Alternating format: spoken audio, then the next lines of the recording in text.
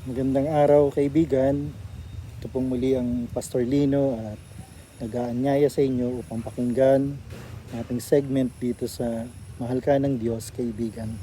At ito'y matatagpuan natin sa aklat ng Matthew chapter 9 verse 21. One verse at a time po tayo. Sapagkat sinabi niya sa kanyang kalooban, kung mahipo ko man lamang kanyang damit, ay gagaling ako.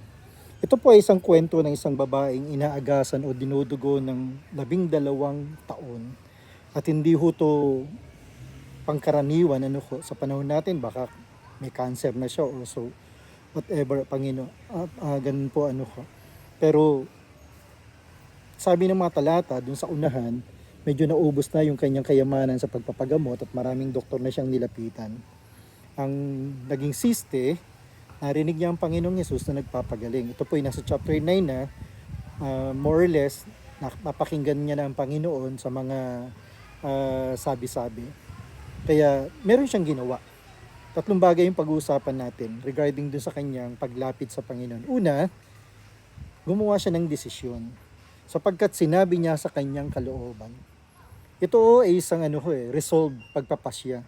Kinausap niya yung sarili niya na malala na ako siguro, naubos ko na lahat ng pera ko, kayamanan, maraming doktor ang tumingin pero walang nangyari, walang saysay.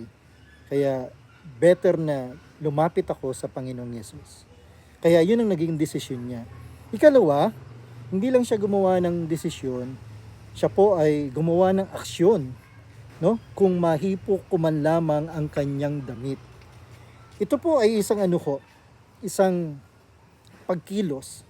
Nalapit ka sa Panginoong Yesus, sa dami ng tao na nakapalibot sa Panginoong Yesus, siya ho ay gumawa ng desisyon na